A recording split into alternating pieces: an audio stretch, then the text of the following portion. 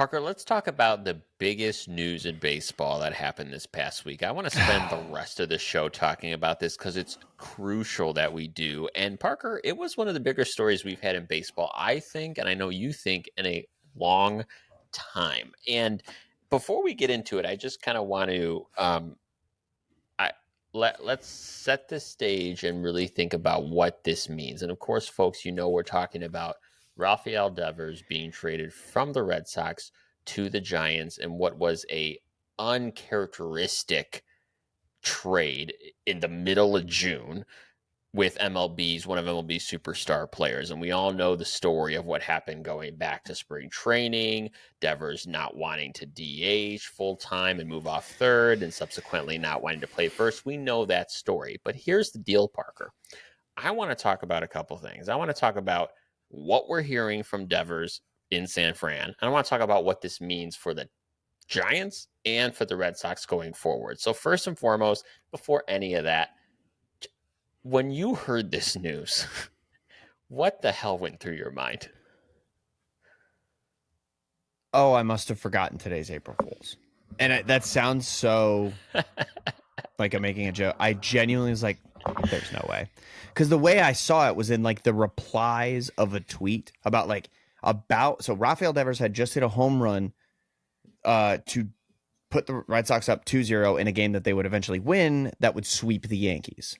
And that's always an awesome day in Red Sox land. We love sweeping the Yankees. So I saw somebody like post the video, and then like the third reply was from like 35 seconds before, and it said, Devers is gone, LOL. And someone replied, what do you mean? And then the next reply was just that same person going, traded. And I was like, what? And I just swiped over to the main feed of Twitter, and just 15 tweets of Rafael Devers has been traded to the San Francisco Giants. Rafael Devers has been traded to the San Francisco Giants. Devers to San Francisco. And then after that, it's, everybody that I follow in the Red Sox space all giving their opinion, like, oh my God, what the fuck just happened? Holy shit, how did this happen? Why are we here? And that was kind of like how we all felt. And some of us continue to feel to this day of just like, how do you trade Rafael Devers? I had never even, I laughed at people that had brought this up at the beginning of the season when all of the drama had first started with Devers. I was like, there's no way. He's already been paid $300 million. You don't get rid of a guy like that. And then here we are, man. Here we are. He's a Giant. I had to watch him wear those fucking disgustingly grotesque City Connects, and now I get to watch him play tomorrow against my team. First off, when he got to San Francisco, here, let's start with this. Craig Breslow talked about this. Obviously, he did a Zoom press conference, and I know you and I both found that very interesting for a variety of reasons. Let me be clear. He had said in that press conference that there was some culture concerns, but he also admitted that when he looks back at the last 3 months, that he feels that both parties, particularly him and the front office, could have handled everything differently.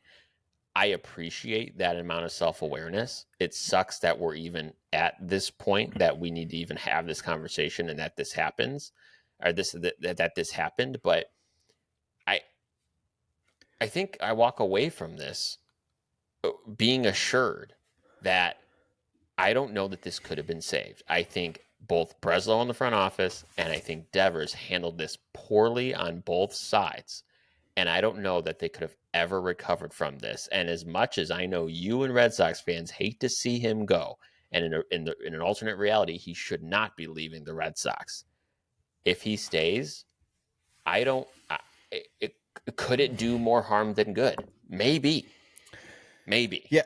So during the same Zoom press conference that you were talking about, he absolutely did say, he's like, I could have handled it differently. I reflected back and I think of how we could have handled it. And then in the same breath, like genuinely in the same breath, he said something along the lines of, but like, I still see it unfolding this way or something like that. So he didn't fucking admit to anything. Like he didn't actually take the blame. That's not how you apologize. That's like, I'm sorry that you were hurt by what I did. Not I'm sorry for what I did. Right. Like I am so fucking over Craig Breslow at this point.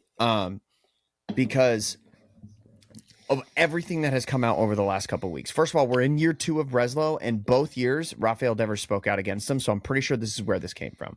And not just me, but the entire Red Sox front office, which was brought up, and I want to bring this up.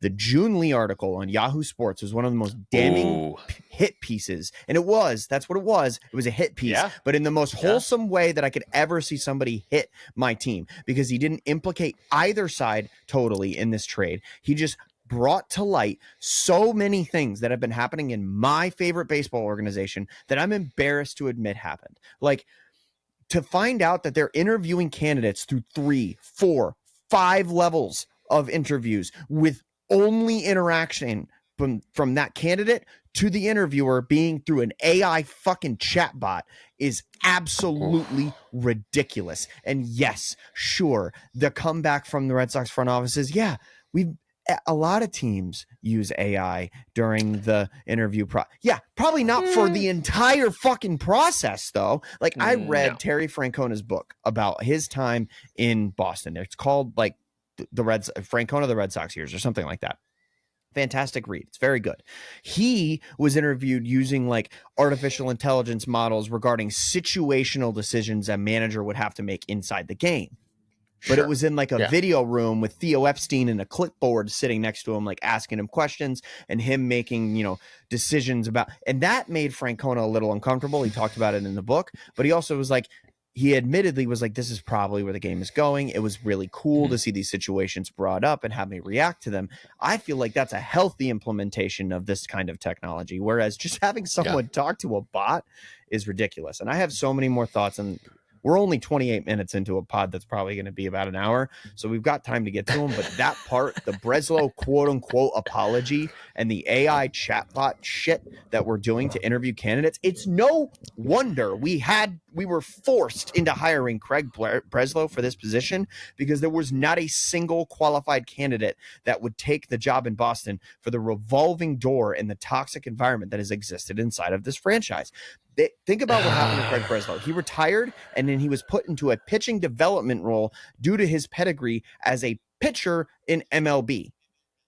He has not had to work his way through a front office at any point in his career. He just took the job in Boston because it was the president of baseball operations position at a prestigious franchise that he won a World Series with. I'll give you a chance to speak, but yeah, clearly I'm pretty fired up about this whole situation. As you should be. I get it. And I think where I get fired up via association is if he takes the job without the experience, that lack of experience is showing, number one. Number two, I get worried for Red Sox fans, because if Chaim Bloom couldn't be the guy, if Craig Breslow is not going to be your guy because it's going to be a fuck up in 2 years, what's next, guys? Like, literally, what is next? Are you going to keep this revolving door and as a result, you can't build a sustainable winner because you have different opinions coming in every 2 years, and you're trading the other guy's guys, and you're drafting a different strategy, all of that. It's not sustainable. So I love that we're all excited about the Roman Anthonys and the Christian Campbells and all of that, and that's great. But if the front office ain't humming, it don't matter. No, not at all. And so this is people forget, this is the second massive star that Craig Breslow has traded away from the Red Sox in the last 2 years, because he traded Chris fucking Sale last year. Do you remember who he traded Chris Sale for?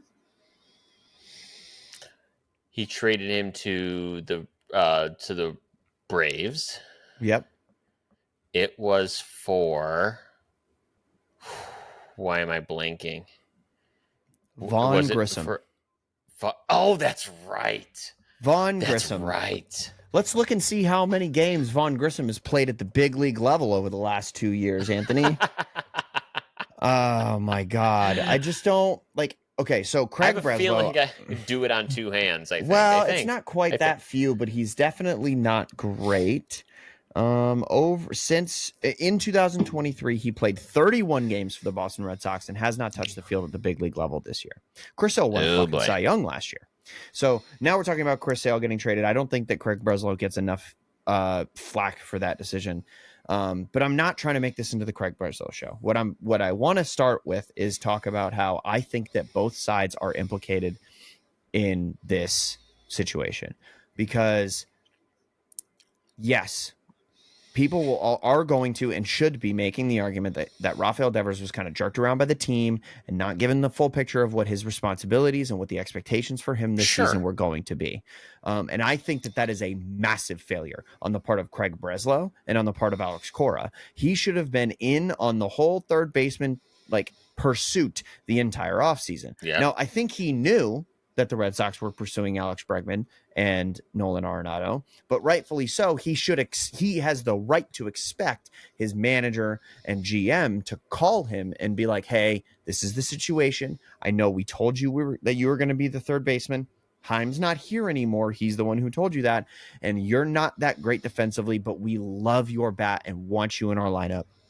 So if we can land premier defenders in either Bregman or Arenado, that would entail you moving to DH. If not permanently, then semi-permanently." And if that conversation's happened, I genuinely do think that Rafael Devers is more okay with it. Sure. Yeah. So he gets the news broken to him on day 1 of spring training, because that's the day that Alex Bregman was signed by the Red Sox. Is justifiably pissed off, refuses to play in games for almost all of spring training, does most of his work on the backfields, and has one of the most historically bad starts to a season that any hitter has ever had. Then he starts hitting, and he falls into this role of the designated hitter, and he starts putting, over the course of a month, he had a 900 OPS. It was incredible. He was doing what we really expect from Rafael Devers at the plate. Alex Bregman started panning out. The team was still struggling, but not through the fault of Rafael Devers. And I want to point that out. Rafael Devers was never somebody who was going out there and standing there with the bat on his shoulder and maliciously damaging the team. Never once was he doing that. He was putting up he's going to start the All-Star game in the National League, I believe.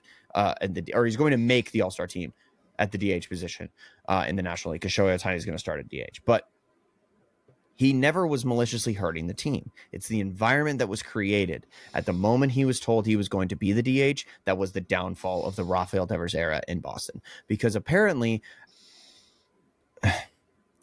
when Tristan Casas went down, the natural thing is okay, we have this corner infielder that currently occupies our DH role.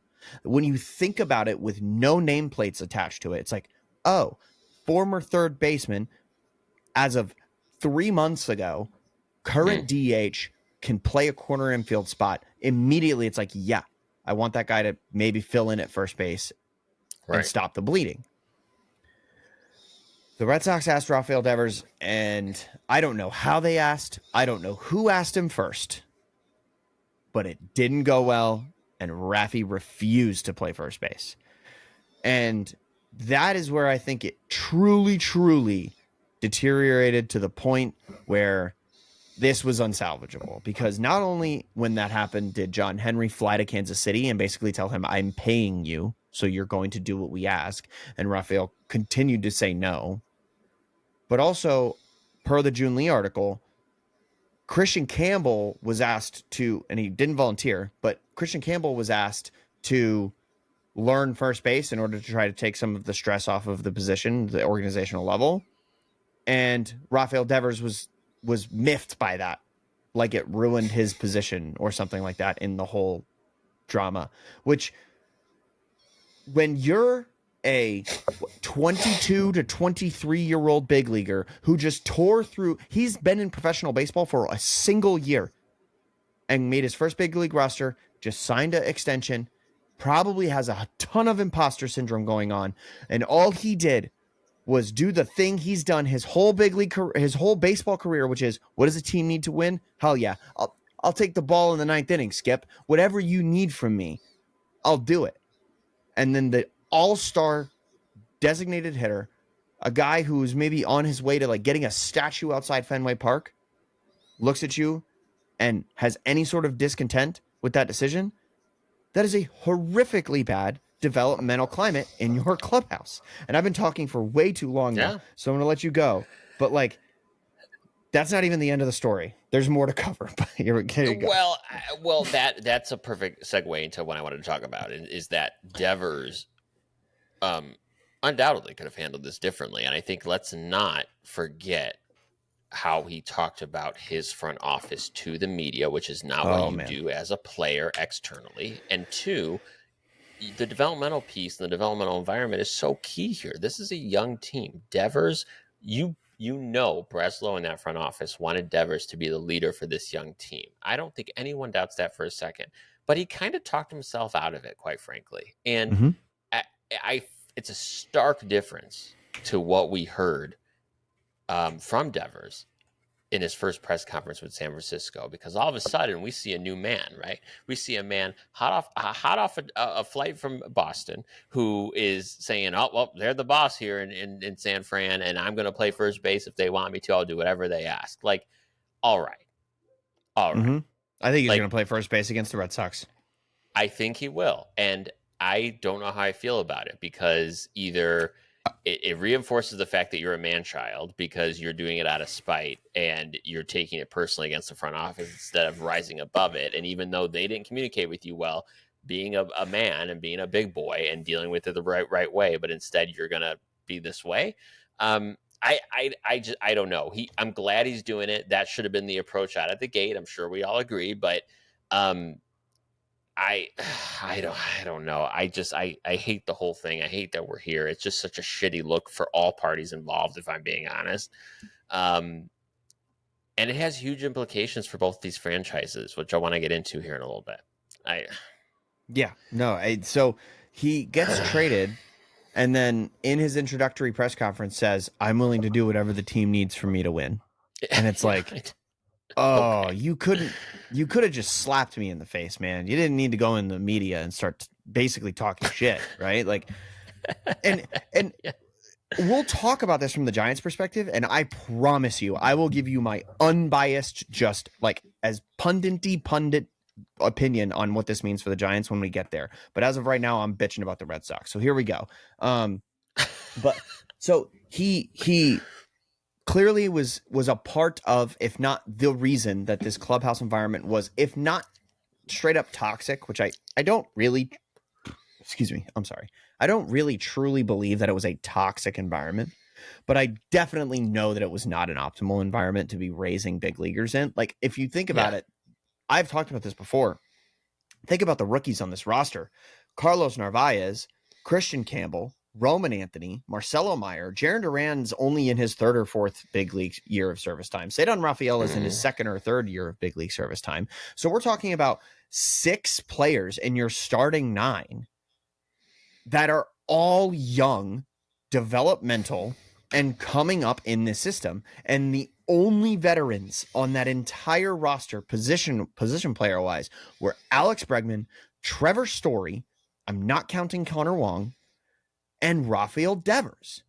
And if Mhm. one of those 3 is not in lockstep with the other 2, it tears down the entire structure of the developmental process inside that building, because we have seen so many instances of Alex Bregman getting on the iPad, being valuable even when he's been down with injury, shaving his mustache in the middle of the game to change the vibes, talking to the young guys. Every single time I see Roman Anthony or Marcelo Meyer in the dugout, they are sitting or standing next to Alex Bregman, picking his brain, next to Trevor Story, picking his brain.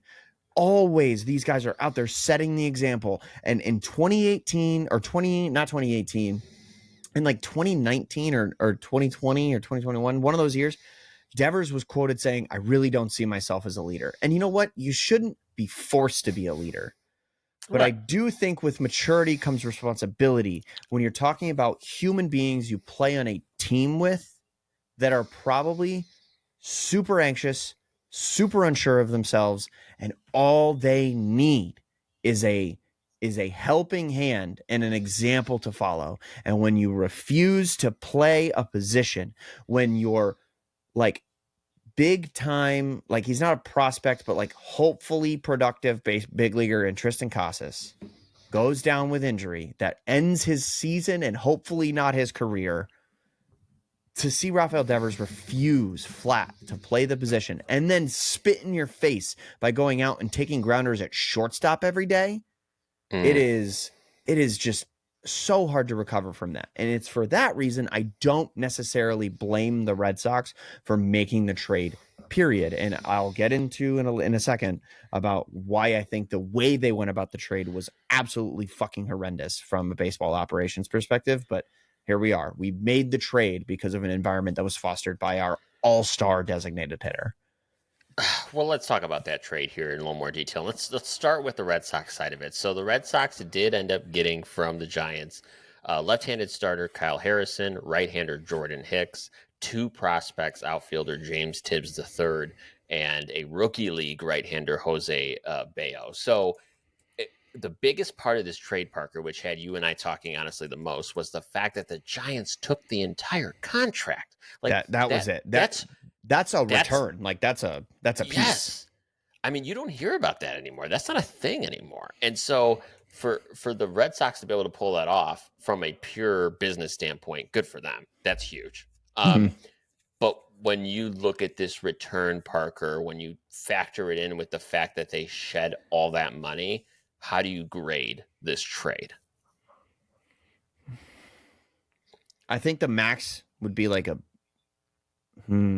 if Kyle Harrison becomes a dude, like, and I don't want to sleep on that. The return was not Sure. zero. The return was not what a lot of Red Sox fans are calling it, which is like a bag of balls. And I am guilty. I called it a bag of balls when the I called it a bag of baseballs when the trade broke. I think I was like, I texted you and said the Red Sox just traded Devers, and you were like, for who? And I said for a bag of baseballs. Yeah.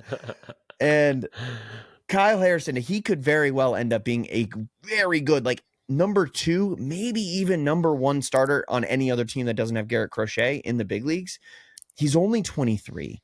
His fastball velocity, he'll hit 95. That's his average fastball velocity. So he's got gas. And his stuff looks pretty good when he can actually do his thing. He's got, he's 75th percentile extension. His fastball run value is 82nd percentile. I'm looking at his Savant page right now, and like, there's a lot of blue, but the red is really red. So it's like, okay, this guy could be something good. I could see the trade grading out as an A minus. But this is the reason the Giants were so eager to make this trade is because of how perfectly it works out for them. Who are the Giants of the last 5 to 6 years?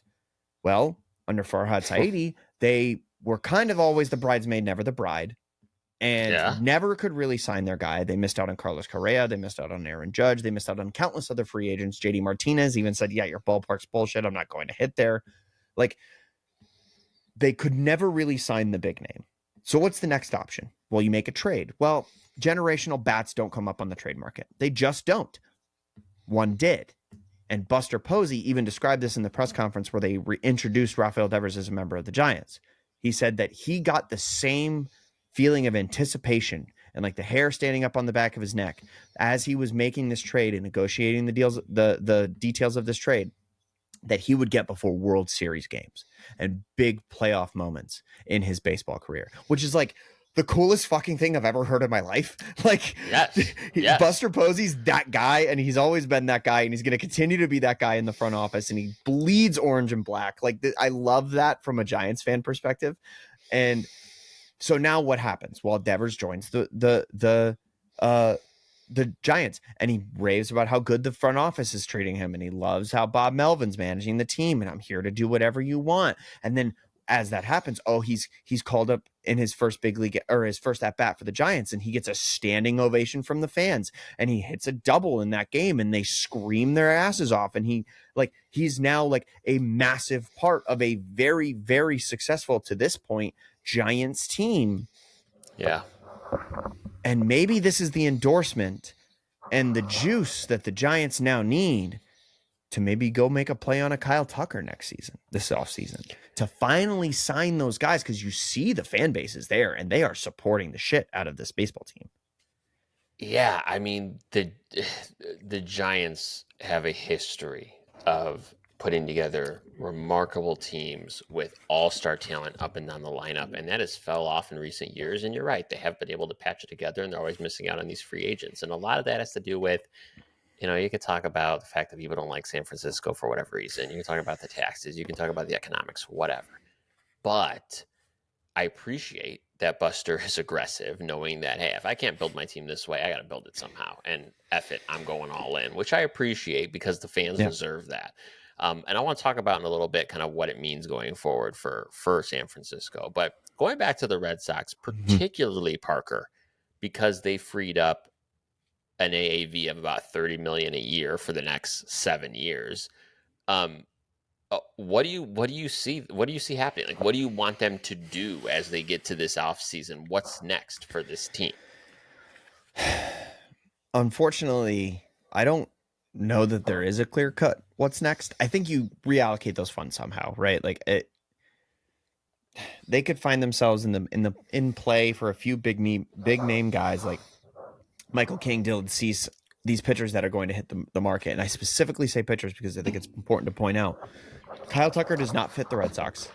There's too much outfield in the Red Sox. There's a log jam in the outfield as it is right now. I mean, honestly, if you were to ask me right now, I don't know if Christian Campbell's going to play the infield. He may just be forced into the outfield at this point if he can't figure Yeah. it out defensively out there. And with Marcelo Meyer, Trevor Story, and Alex Bregman holding down the second shortstop and third base positions, like maybe Christian Campbell's just an outfielder, which is Mhm. fine. That's okay, but that does not let the Red Sox really go all in on a Kyle Tucker because what's he going to do? Be a permanent DH? I never want to see a fucking permanent DH ever again in my life. I never want to say No. those words. Um, No. so like, where do you go? Where do you allocate that money? I think it's got to be pitching because like, okay, maybe go sign a first baseman, Pete I was Alonso. just gonna say, yeah, Yeah, yeah. Pete Alonso. I think Carlos Narvaez is going to make an all-star team or two at the catcher position for this team. He may very well make the all-star team this year. If Yeah. not for the existence of Cal Raleigh, I think he squeezes that market a little bit. But like he's second right now in polling for rookie of the year, Carlos Narvaez. So I think we've kind of got our catcher of the future. Like I just said, we've got the three infield positions, and I think that's where it starts to like iron itself out a little bit. Okay, we have this money. Where do we if not address a weakness, shore up a strength? I think you have to extend Alex Bregman. I think that he needs to be here until he retires because, like I said earlier, he has been the veteran that people rely on in that lineup, in that clubhouse, even the pitchers. Word on the street is he's the reason Lucas Giolito has been like kind of tinkering with his mechanics and tinkering with his pitches recently because Alex Bregman's on the iPad going, "Hey man, you might be tipping your changeup," or I'm Hmm. just using random examples here, but he's like, "Hey, work on this. I see this as a hitter. That's valuable input." Wow, thank you, Alex Bregman. You're helping revive the career of Lucas Giolito. I never want to see him wear another uniform. I think that he's even if he's just like the production tails off a little bit and he just plays some defense and is an above league average bat, I think he's worth it as just a coach to just keep him there and as a veteran leader, especially on a team that has so many young guys. And like, what's crazy?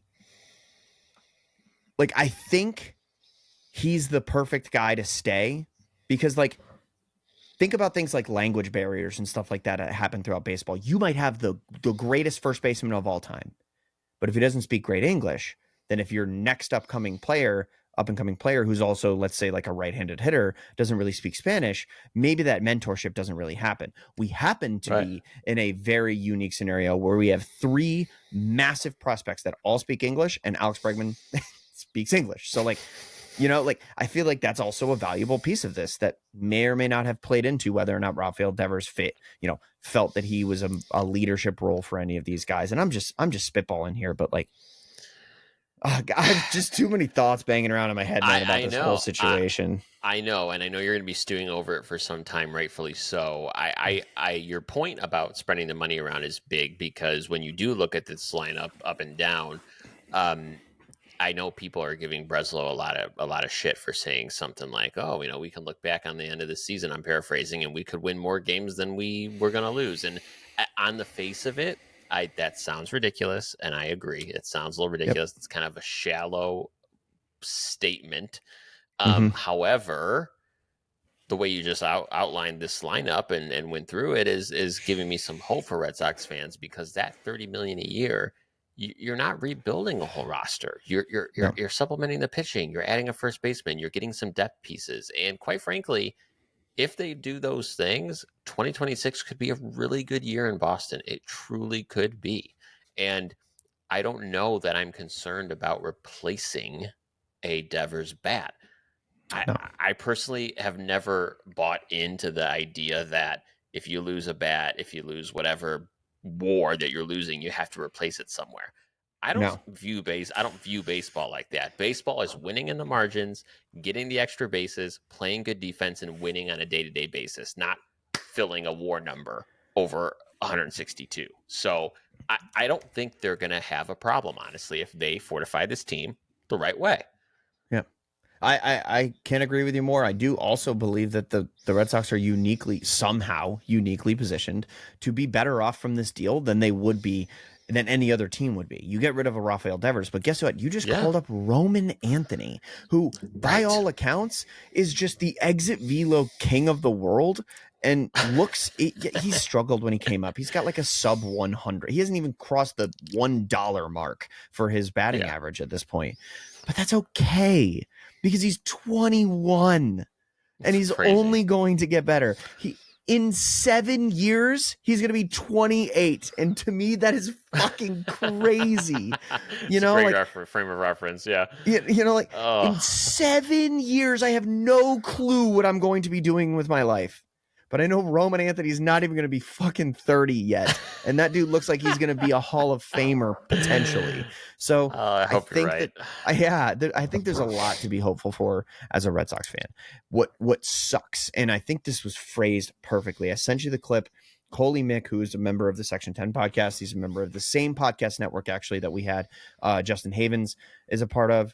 They're both podcasts hosted by Jared Carabas. It's Baseball is Dead for Justin Havens, and Section 10 is the Red Sox podcast that Coley Mick's a part of. He made a fantastic point that literally brought tears to my eyes, where he said, I'm not a journalist. I have no integrity. I'm a fan. I'm a fucking fan. And right now I'm a mad fan. And like, I'm paraphrasing him, but he's like, people ask, you think you care more than the players on the field? And I resonated with this part particularly well. He goes, yes, I care more than any Red Sox player has ever cared ever in my life because I don't have skin in the game in terms, I can't affect the outcome on the field. I just watch this team every single day of my life out of choice. Like we care so much. We're psychopathic fans. What do we call them at spring training?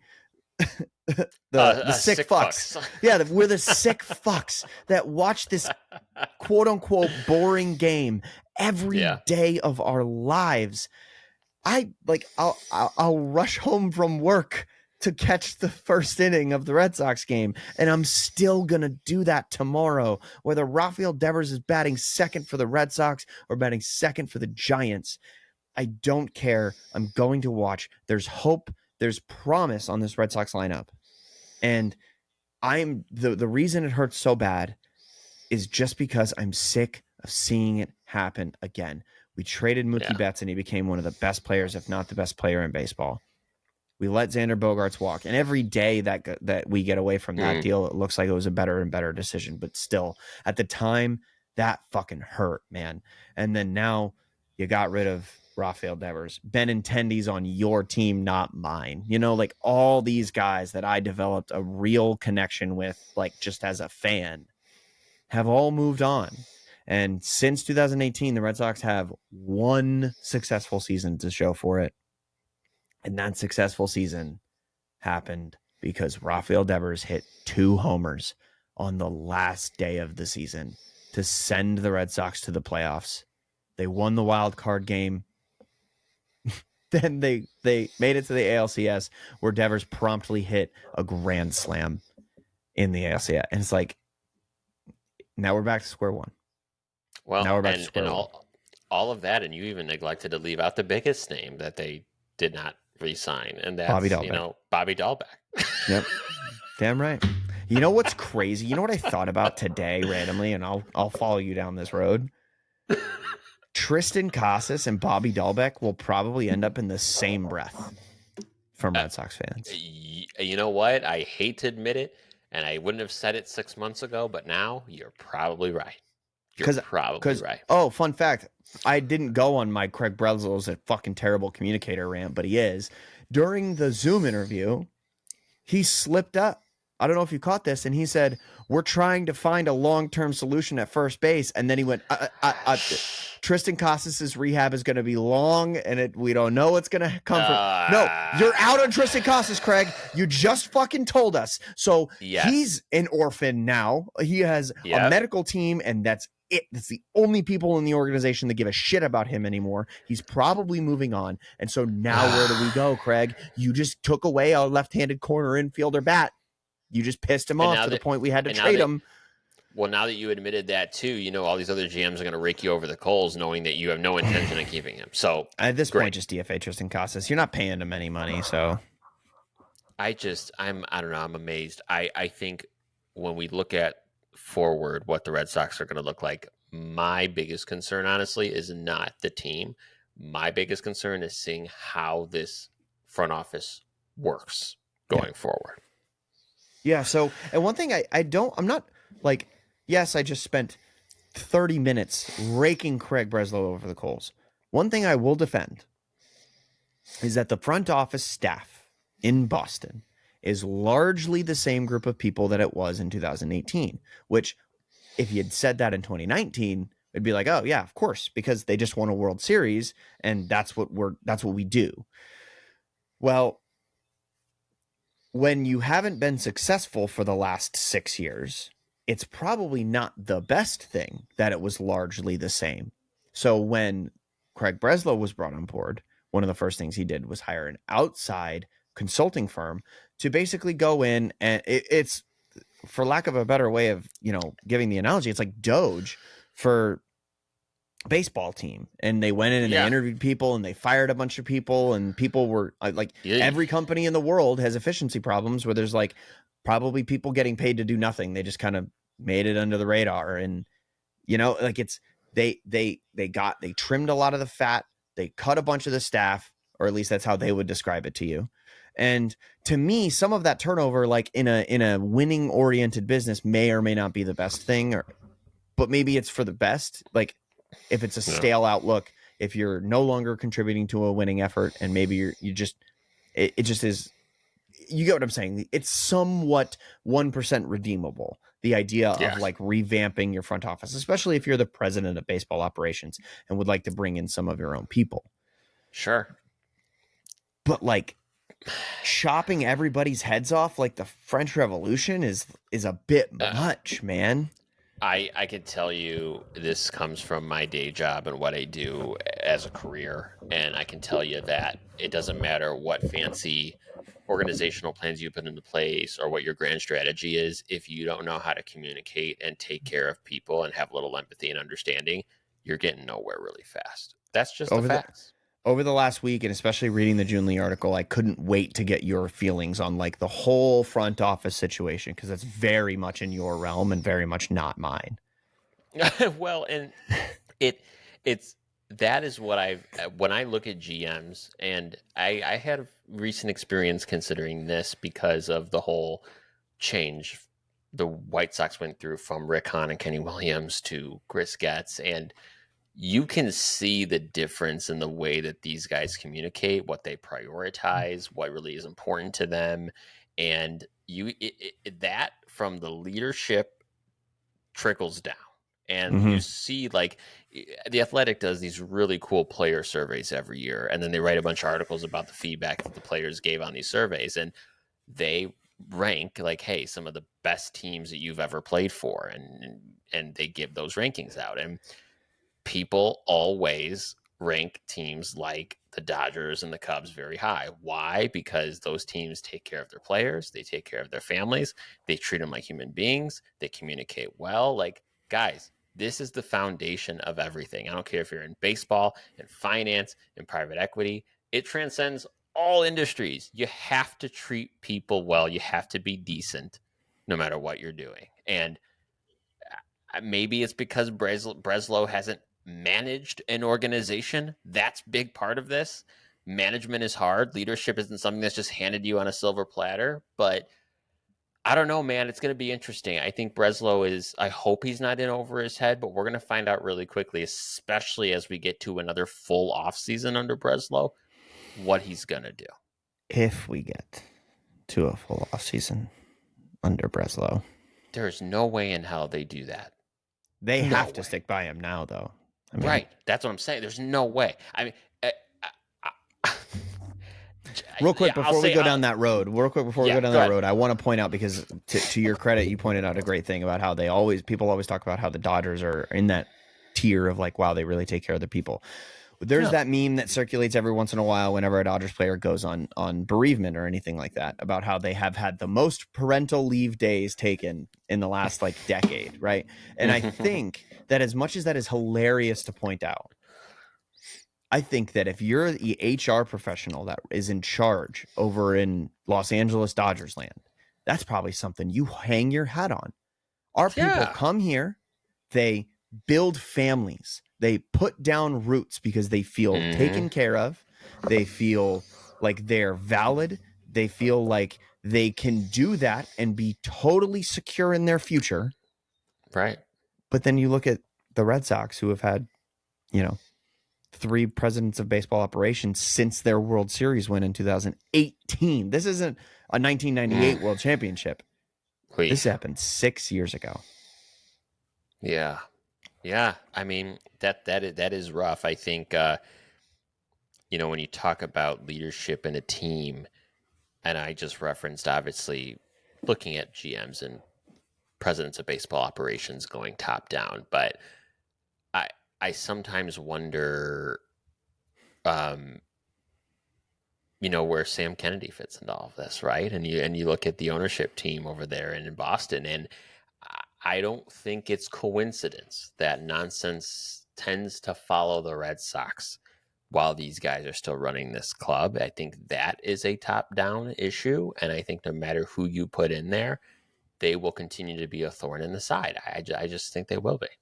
So I'm glad you brought that up, because guess what Sam Kennedy said the other day in pregame before the Rafael Devers trade?